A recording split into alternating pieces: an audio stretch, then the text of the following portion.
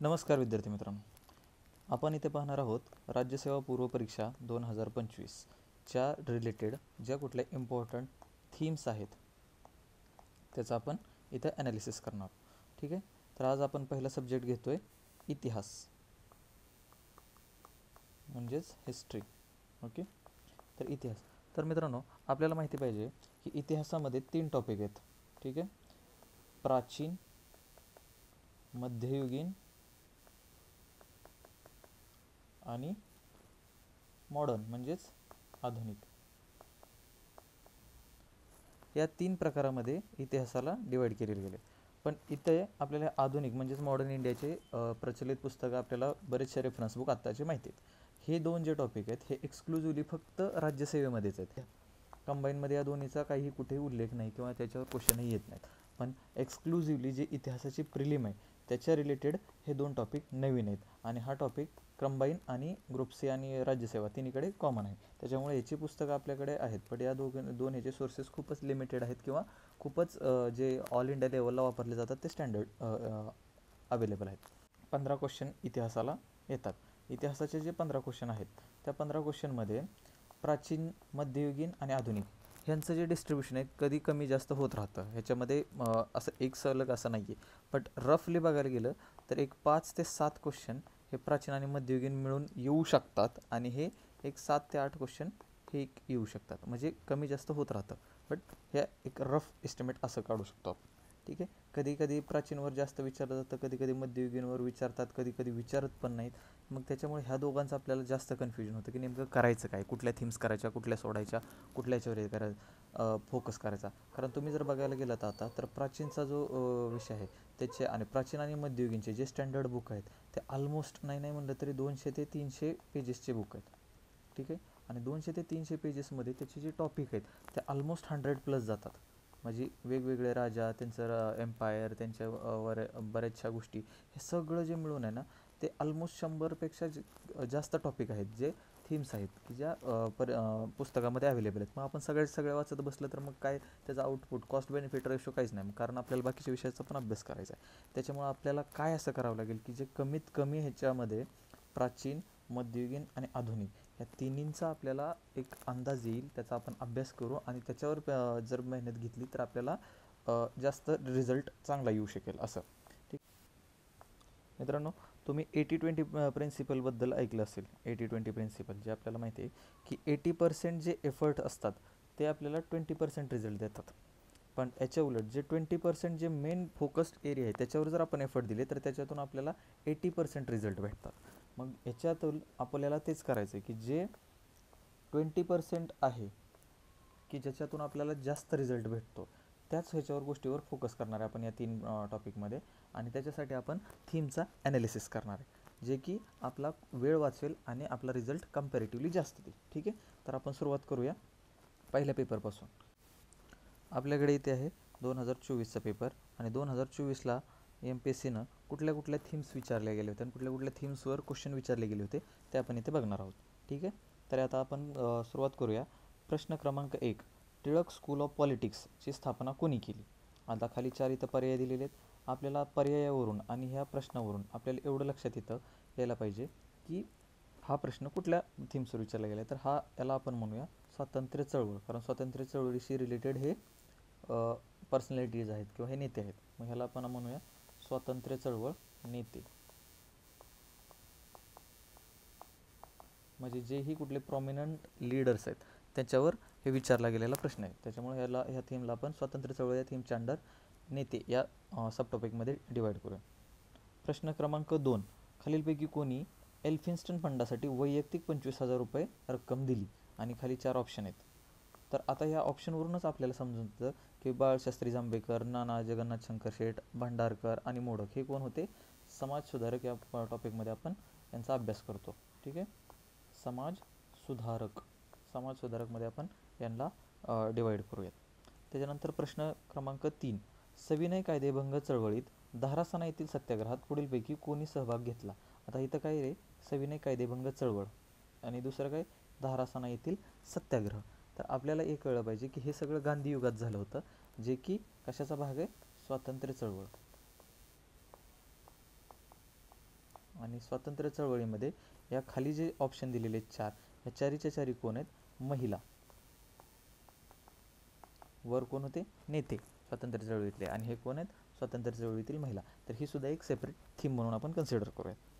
त्याच्यानंतर प्रश्न क्रमांक 4, 1857च्या उठावामध्ये कानपूर येथील नेतृत्व कोणाकडे होते? आता आपल्याला इथं माहिती आहे की बरेचसे क्रांतिकारी उठाव झाले, त्याच्यातला सर्वात मोठा जो उठाव झाला होता तो 1857चा आपण असं कन्सिडर करतो. त्याच्या आधी पण उठाव झाले, त्याच्यानंतर पण झाले, पण 1857चा एक वेगळं विशेष असं महत्त्व आहे. तर ह्याला आपण ह्या थीमला 1857 असंच कन्सिडर करूया. 1857चा उठाव ही एक सेपरेट थीम कन्सिडर करूया. ठीक आहे, 1857चा उठाव. 4 प्रश्न झाले. आता प्रश्न क्रमांक 5, विख्यात वारली चित्रकार जिव्या सोमा मसे यांना खालीलपैकी कोणत्या पुरस्कारांनी सन्मानित करण्यात आले? आणि खाली 4 पुरस्कार दिलेले आहेत. आता तसं बघायला गेलं तर हा करंट अफेअर्सशी रिलेटेड किंवा साधर्म्य साधणारा एक आउट ऑफ द बॉक्स प्रश्न आहे, ज्याचा हिस्ट्रीमध्ये डायरेक्ट रिलिव्हन्स नाही. आता इनडायरेक्ट काय, इथं वारली पेंटिंग जे आहे ते आपण आर्ट अँड कल्चर, जो की एक एन्शियंट हिस्ट्रीचा पार्ट आपण मानला जातो, त्याच्यामध्ये वारली पेंटिंगचं थोडं एक विशेष महत्त्व आहे. पण इथे ॲज सच ह्या क्वेश्चनचा काही रिलिव्हन्स नव्हता, मग ह्याच्यामुळे हे अशा आउट ऑफ द क्वेश्चनसुद्धा कधी कधी येऊ शकतात. त्याच्यामुळे ह्याला आपण करंट अफेअर्सशी रिलेटेडच ह्याच थीमवर आपण क्वेश्चन कन्सिडर करूया. त्याच्यानंतर प्रश्न क्रमांक 6, सिमुक हा टिंबटिंब घराण्याचा संस्थापक होता, आणि खाली 4 घराणे दिलेली आहेत. आता आपल्याला हा प्रश्न माहिती पाहिजे की सिमुक किंवा हे सातवाहन, शुंग, कण्व हे जे आहेत ते प्राचीन इतिहासातले हे आहेत, घराणे आहेत. तर ह्याच्यामुळे आपण ह्याला काय करूयात, प्राचीन आणि प्राचीनमध्ये राजे आणि त्यांचे घराणे. ठीक आहे, राजे आणि त्यांचे घराणे ह्या थीममध्ये आपण याला डिवाईड करूयात की प्राचीन जो एन्शियंट हिस्ट्री विचारली जाते त्याच्यामध्ये. त्याच्यानंतर प्रश्न क्रमांक 7, अहमदाबादमधील गिरणी कामगारांच्या लढ्यात महात्मा गांधी यांच्यासोबत असलेल्या प्रमुख महिला सहकारी कोण? आणि अगेन खाली 4 महिलांचे ऑप्शन दिलेले आहेत की ज्या गिरणी कामगारांच्या लढ्यातील सहभागी महिला होत्या. मागाशी आपण बघितलं होता सेम क्वेश्चन होता, त्याच टाईपचा हा पण क्वेश्चन आहे. त्याच्यामुळे आपण ह्याला त्याच थीममध्ये कन्सिडर करूया, स्वातंत्र्य चळवळ आणि त्यातील प्रॉमिनंट महिला, स्वातंत्र्य चळवळ महिला, जे काही प्रॉमिनंट विमेन लीडर होते ते. ठीक आहे. आता प्रश्न क्रमांक 8, चुकीच्या जोड्या ओळखा. आणि इथं अब्दुल समद, तख्ते ताऊस, राजपुत्र आझम शहा आणि बीबी का मकबरा, आता हे 4 हे दिलेले आहेत जोड्या लावण्यासाठी. 4 इकडं व्यक्ती आणि त्यांच्याविषयी थोडं डिस्क्राईब केलेलं आहे. तर याला आपण काय म्हणू शकतो की जे प्राचीन इतिहासातल्या किंवा मध्ययुगीन इतिहासातल्या, प्राचीन म्हणण्यापेक्षा मध्ययुगीनच म्हणावं लागेल, कारण राजपुत्र आझम शहा वगैरे हे जे आहेत ते मुघल घराण्याशी रिलेटेड आहेत. त्याच्यामुळं हा मध्ययुगीन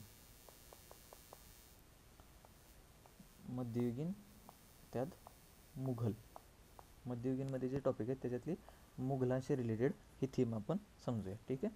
त्याच्यानंतर प्रश्न क्रमांक 9, कोठारी कमिशनच्या शिफारशीवर आधारित 1968च्या राष्ट्रीय शैक्षणिक धोरणाची मुख्य सूत्रे कोणती होती? आता हा इंडिया आफ्टर इंडिपेंडन्स म्हणजे स्वातंत्र्योत्तर भारत याच्याशी रिलेटेड, कारण आपण 1968चा बघतो म्हणजे भारत स्वतंत्र झाल्यानंतरचा होता, आणि त्याचे 4 खाली त्याचे 3 ह्याच्यामध्ये डिस्क्राईब केले आणि ऑप्शन दिलेले आहेत. आता आपल्याला माहिती पाहिजे की कोठारी कमिशन हे कशाशी होतं, राष्ट्रीय शैक्षणिक धोरण म्हणजे शिक्षणाशी रिलेटेड होतं. ठीक आहे. तर ह्याला आपण शिक्षण सुधारणा या थीम खाली डिवाईड करूया, शिक्षण सुधारणा. ठीक आहे, शिक्षण सुधारणेवर कुठलं आले, कोठारी कमिशन त्याच्याशी रिलेटेड. त्याच्यानंतर प्रश्न क्रमांक 10, सुलतानशाहीच्या शासनकाळात खालीलपैकी कोणता कर अनुक्रमे हिंदू आणि मुस्लिम जमीनदाराकडून घेतला जात असे? आता इथं काय आहे, सुलतानशाही. ओके, आता खालीचे 4 ऑप्शन दिलेले आहेत. आता सुलतानशाही आपल्याला माहिती पाहिजे कशात येतं, मध्ययुगीन भारतात येतं, मध्ययुगीन इतिहास. ठीक आहे, सुलतानशाही. आणि मध्ययुगीन मधलं कुठलं, सल्तनत. मध्ययुगीनमधलं सल्तनत ही सेपरेट थीम आहे. मग अशी आपण जे बघितली ती मध्ययुगीनमध्ये ते मुघल होते, हे आहे सल्तनत. ठीक आहे. त्याच्यानंतर प्रश्न क्रमांक 11, इसवी सन 1907मध्ये भारतीय राष्ट्रीय काँग्रेसमध्ये फूट पडल्यानंतर सुरत येथे राष्ट्रीय काँग्रेस कोलमडली, हा आपला विजय आहे असे विधान कोणी केले? आणि खाली 4 ऑप्शन दिलेले आहेत. ठीक आहे. तर ह्याच्यामध्ये आपल्याला एक कळेल की भारतीय राष्ट्रीय काँग्रेस म्हणजेच INC, इंडियन नॅशनल काँग्रेस, ही एक सेपरेट थीम आहे, च्या अंडर हा क्वेश्चन आपण डिवाईड करूया. ठीक आहे. त्याच्यानंतर प्रश्न क्रमांक 12, खालीलपैकी कोणत्या शासकाच्या कालखंडात अब्दुल रज्जाक या फारसी प्रवाशाने विजयनगरला भेट दिली होती? आता आपल्याला हे माहिती पाहिजे की विजयनगर एम्पायर कधी कन्सिडर करतो आपण, विजयनगर एम्पायर आपण प्राचीनमध्ये कन्सिडर करतो. ठीक आहे. तर आणि त्याच्या काळात जे आले होते ते हे अब्दुल रज्जाक कोण होता? प्रवासी होता.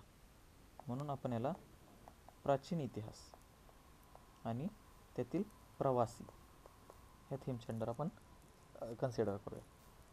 प्रश्न क्रमांक 13, हर्षवर्धन या राजाने खालीलपैकी कोणते साहित्य लिहिले? आणि खाली 4 ऑप्शन दिले आहेत. आता हर्षवर्धन हा राजा कुठल्या ह्याच्यातला होता? प्राचीन इतिहासाचा होता. आणि त्याच्या कुठल्या रिलेटेड प्रश्न विचारला आहे? साहित्य, म्हणजे प्राचीनमधली साहित्य ही एक थीम आपण कन्सिडर करूया की प्राचीन इतिहासात साहित्यावर हा प्रश्न विचारला गेलेला आहे प्राचीन इतिहासात. प्रश्न क्रमांक 14, नेहरू अहवालात खालीलपैकी कोणते उद्दिष्ट स्पष्ट करण्यात आले होते? आणि त्याचे 4 ऑप्शन आहेत. आता नेहरू अहवाल हे कुठल्या कालखंडात आला होता? स्वातंत्र्य चळवळीच्या. त्याच्यामुळे आपण ही स्वातंत्र्य चळवळ हीच थीम आपण कन्सिडर करूया. आणि त्याच्यातील प्रॉमिनंट घटनांमधले अहवाल ही सेपरेट थीम आपण कन्सिडर करूया. स्वातंत्र्य चळवळीत जे काही अहवाल आले गेले होते त्याच्याशी रिलेटेड. आणि शेवटचा प्रश्न इतिहासाचा 15वा, स्वदेशी चळवळीची विस्तार केंद्रे आणि संबंधित व्यक्ती यांच्या योग्य जोड्या लावा. मुंबई, दिल्ली, पंजाब, मद्रास आणि इकडं ते 4 लीडर दिलेले आहेत. आता हे अगेन कुठल्या ह्याच्यातले येतं? हे सगळं जे आहे ते कधी झालं होतं? स्वातंत्र्य चळवळीत झालं होतं. आणि याच्यातील हे कोण आहेत? 4 लोक प्रॉमिनंट लीडर म्हणजेच नेते. आता आपण ह्यांना पण ह्याच थीमखाली कव्हर करूया या क्वेश्चनला पण. ओके. आता ज्यावेळेस आपण हा असा ॲनालिसिस करेल 15 क्वेश्चनचा असं प्रत्येक इयरचा, आता मी जे करून दाखवलं ते 2024चा, इथे आपल्याला याची उत्तरं काय आहेत, ह्या प्रश्नाचं उत्तर काय, कुठला ऑप्शन बरोबर आहे कुठला ऑप्शन चुकीचा आहे हे नाही पाहायचं. आपल्याला फक्त हे पाहायचं आहे की हा प्रश्न आला कुठून आणि कुठल्या थीमवर आला. आणि आपण ज्यावेळेस ह्या सगळ्या गोष्टीचा ॲनालाइज करतो त्यावेळेस आपल्याला असं दिसून येतं की इथे आपल्याला कळून येईल 2024चा जो आत्ता आपण प्रश्नपत्रिका आपण ॲनालाइज केली त्याच्यामध्ये पहिला क्वेश्चन जो होता तो स्वातंत्र्य चळवळीतील नेते याच्यावर होता. त्याच्यानंतर दुसरा समाजसुधारक, तिसरा स्वातंत्र्य चळवळीतील महिला, चौथा 1857चा उठाव, पाचवा चालू घडामोडी जो की एक out of the box question होता जो की इतिहासाशी डायरेक्ट कनेक्टेड नव्हता. त्याच्यानंतर 6वा प्रश्न प्राचीन काळातील राजे, 7वा स्वातंत्र्य चळवळीतील महिला, 8वा प्राचीन इतिहासातील प्रमुख व्यक्ती, 9वा शिक्षण सुधारणा, 10वा सल्तनत, 11वा काँग्रेस, 12वा प्राचीन प्रवासी, 13वा प्राचीन साहित्य, 14वा स्वातंत्र्य चळवळ अहवाल आणि 15वा स्वातंत्र्य चळवळीतील नेते. ठीक आहे. आता हे जे थीम आपण पाहिल्या ह्या 2024च्या क्वेश्चन पेपरमध्ये आपल्याला ॲनालाइज केल्या. आता इथं तुम्हाला समजलं असेल की आपण पेपर ॲनालाइज कसा करतो आहे, थीम्स ॲनालाइज कसा करतो आहे. आता आपण हे जर 2016पासून म्हणजे 2024पासून रिव्हर्समध्ये जर गेलं 2016 ते 2024 ह्या जर आपण थीम्स पाहिले तर इथं आपण नोटीस करू शकता की कशा प्रकारे इंटरकनेक्टेड आहेत त्या, म्हणजे एकाच थीमवर रिपीटेडली क्वेश्चन विचारले गेलेत. आता इथं ह्या व्हिडिओमध्ये मी 2024पासून 2016पर्यंत सगळ्या थीमचे सगळ्या पेपरचं ॲनालिसिस करून देऊ शकतो, बट हे ते एक्सपेक्टेड नाही. ह्याच्यामुळे फक्त व्हिडिओची लेंथ वाढू शकते, बाकी काय होणार नाही. आता तुम्हाला आय होप की तुम्हाला हे समजलं असेल की मी हे कसं केलं.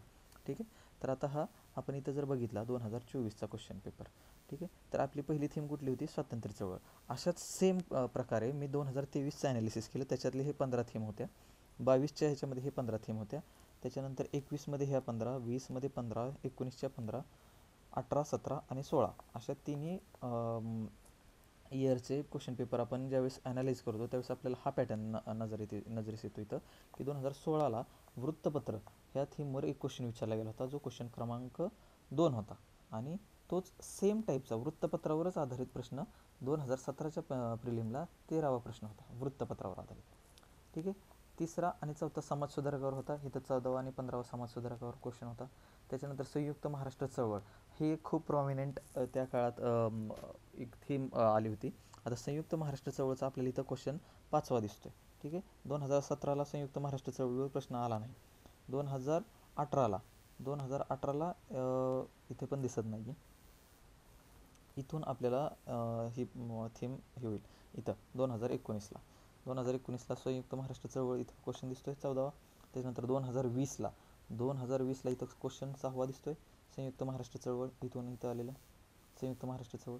त्याच्यानंतर 2021ला परत संयुक्त महाराष्ट्र चळवळ पहिलाच क्वेश्चन होता 2021च्या ह्याच्यातला.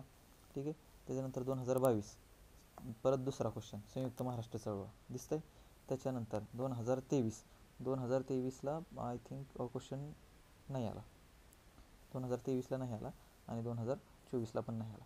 पण सांगण्याचा मुद्दा हा की किती थीम्स आहेत ज्या अशा रिपीट होत आहेत. ठीक आहे, आता इथं समाजसुधारक आहे, इथं समाजसुधारक आहे, समाजसुधारक त्याच्यानंतर समाजसुधारक ही अशी थीम आहे की प्रत्येक वर्षी त्याच्यावर क्वेश्चन आलेलाच आहे. म्हणजे समाजसुधारकला किती वेटेज आहे इथं आपण ॲनालाइज करू शकतो की समाजसुधारक ह्या जर टॉपिकला आपण जास्त वेळ दिला, त्याच्यावर जास्त मेहनत घेतली, तर आपल्याला त्यातून येणारे रिझल्ट पण चांगलेच दिसतील. ठीक आहे, आता प्राचीनचं जर आपण बघायला गेलं तर प्राचीनचे एन नंबर ऑफ टॉपिक आहेत, एन नंबर ऑफ बुक्स आहेत.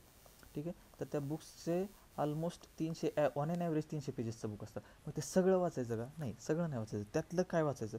तर आता आपण इथं बघू शकतो की त्याच्यातलं साहित्य जो टॉपिक आहे की कुठल्या राजानं काय साहित्य लिहिलं, कुठल्या लेखकानं काय साहित्य लिहिलं, कुठल्या त्याच्या दरबारात कोण असा प्रॉमिनंट एक लेखक होऊन गेला की ज्यानं काहीतरी लिहिलं, तर त्याच्याशी रिलेटेडच फक्त आपण इथं वाचायचं. आणि प्राचीन साहित्यातलं जे काही छोट्या छोट्या मायक्रो थीम्स आहेत त्या कव्हर करायच्या. आणि त्या कशा कव्हर करायच्या, हा जो प्रश्न आहे जो साहित्यावर विचारला गेला, परत इथं आपल्याला दिसते हा तेच रिपीट झालं प्राचीन साहित्यामध्ये. तर त्यानं जे साहित्य लिहिलं त्याच्याशी आजूबाजूचं, म्हणजे क्वेश्चन जर हा आला असेल तर त्याच्याशी इर्दगिर्द ज्या पण गोष्टी घडल्या किंवा जे काही राजे होते किंवा कंटेम्पररी होते त्यांनी काय काय केलं साहित्याच्या रिलेटेड, ते आपल्याला इथं ॲनालाइज करायचं. आणि तुम्हाला पाहायला भेटेल की त्याचाच रिलेटेड क्वेश्चन नेक्स्ट इयरच्या याच्यामध्ये रिपीट होतो. आता आपण जर 2024ची जर क्वेश्चन पेपरला जर आपण पाहिलं नीट, तर पहिला क्वेश्चन होता स्वातंत्र्य चळवळ, जो की गेल्या वर्षीच्या म्हणजेच 2023च्या 12व्या क्वेश्चनमधून ॲज इट इज त्याच थीममधून रिपीट झाला होता. म्हणजे थीममधून म्हणतो इथं मी, क्वेश्चनचा तो सिलेबस किंवा तो प्रॉमिनंट एखादा नेता किंवा एखादा लीडर त्यांच्याबद्दल बोलत नाही, बट ती थीम म्हणजे स्वातंत्र्य चळवळ ही जी थीम आहे ना, ह्या चळवळीमध्ये अनेक नेते होऊन गेले, अनेक. आपल्याला काय करायचं आहे, जे आपलं 300-400 पेजेसचं जे इतिहासाचं बुक आहे ते सगळं वाचत नाही बसायचं.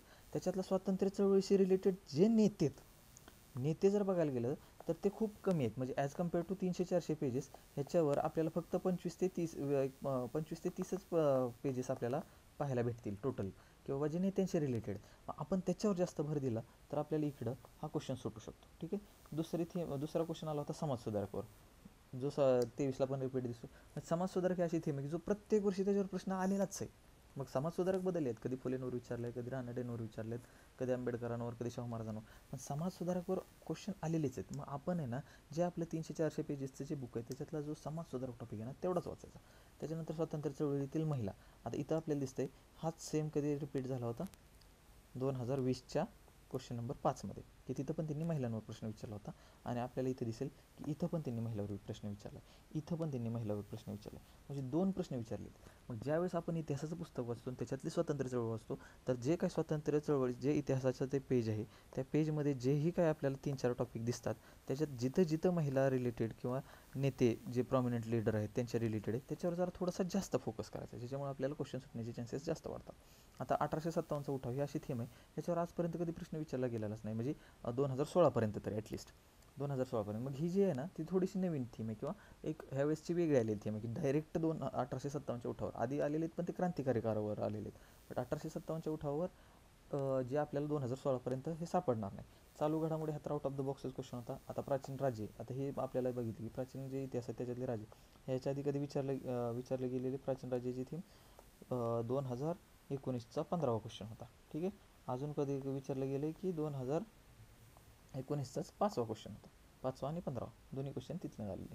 ठीक आहे, त्यानंतर स्वातंत्र्य चळवळीतील महिला, प्रमुख व्यक्ती, शिक्षण सुधारणा, सल्तनत, काँग्रेस, प्रवासी साहित्य. आता हे प्रवासी, जिथं जिथं आपल्याला ह्याच्यात प्रवासी दिसेल, म्हणजे जेही काय आपलं तुम्ही कुठलंही पुस्तक रेफर करणार असाल प्राचीन इतिहासासाठी त्याच्यातलं जे प्रवासीच्या रिलेटेड जो टॉपिक असेल, जेही काही 2-3 पेजेसमध्ये काही असे प्रवासी कव्हर केलेले असतील त्याच्यावर जास्त फोकस द्यायचा आहे ॲज कम्पेअर टू उरलेला प्राचीन इतिहास नाही म्हटलं तर 50 ते 60 पेजेसमध्ये कव्हर केलेला मिनिमम सापडेल पुस्तक. मग 60च्या 60 पेजेस महत्त्वाचे नसतात, त्यातले 10 ते 15च पेजेस असतात जे महत्त्वाचे असतात आणि त्याच्यावरच फोकस द्यायचा असतो. कारण 60 पेजेस वाचणं, ते रिटेन करणं आणि ते रिप्रोड्यूस करणं हे वाटतं तितकं सोपं नाही. आणि फक्त आपल्याला काही प्राचीन इतिहासच करायचा नाही, आपल्याला अजूनही भरपूर अभ्यास करायचा. ठीक आहे, त्याच्यातली ह्या थीमवर आपण फोकस देऊ शकतो. साहित्यावर फोकस द्यायचा, अहवाल जे आता नवीन एक थीम येते, आणि नेते. आता आपल्याला इथं कळेल जे पहिला क्वेश्चन आहे तो सुद्धा एक आधीच्या थीममधून रिपीट झाला आहे. दुसरा क्वेश्चन, तिसरा, इथं फक्त 4था 5वा हे 2 क्वेश्चन जे की आउट ऑफ द बॉक्स आलेले आहेत. त्याच्यानंतर जर इथं पाहिलं तर स्वातंत्र्य चळवळीतील अहवाल ही एक. म्हणजे फक्त 3 क्वेश्चन आहेत जे आधीच्या थीममधून नाहीत. बाकीचे 15पैकी ऑलमोस्ट 12 क्वेश्चनचे जे थीम आहेत ते सेम आहेत. म्हणजे आधीचे जे थीम आहेत ह्या 12 थीमवर जर आपण हे केलं आणि त्याच्या इर्दगिर्द जेवढे पण असे जवळचे टॉपिक आहेत ते जर आपण इथे ॲनालाइज केले असते तर आपल्याला 15पैकी 12 स्कोअर या परीक्षेमध्ये इझिली शक्य होता, जे की कमी एफर्टमध्ये म्हणतो. केलं तर 15च्या 15 पण येऊ शकतात. बट कॉस्ट बेनिफिट रेशो पण बघायचा आहे, कारण आपल्याला फक्त इतिहासाचाच अभ्यास नाही करायचा, बाकीच्या पण विषयांचा अभ्यास करायचा. इथं मी ह्या सगळ्या ह्याच्या हे देत आहे, थीम्स देत आहे. इथं तुम्ही यातून पाहू शकता किंवा तुम्ही स्वतःचं ॲनालिसिस करून स्वतःचे पण थीम्स निवडू शकता. आय होप की तुम्हाला इथं समजलं असेल. आणि मी बाकीच्या ह्या 2016पासून ते 2023पर्यंतच्या पेपरचं ॲनालिसिस किंवा त्याच्या थीम्स ॲनालाइज करणं ह्या व्हिडिओमध्ये टाळतो, कारण याच्यामुळे फक्त लेंथ वाढू शकते व्हिडिओची. बाकी प्रोसिजर तर सगळी सेमच आहे. आय होप तुम्हाला हे समजलं असेल आणि याचा तुम्हाला उपयोग होईल. धन्यवाद.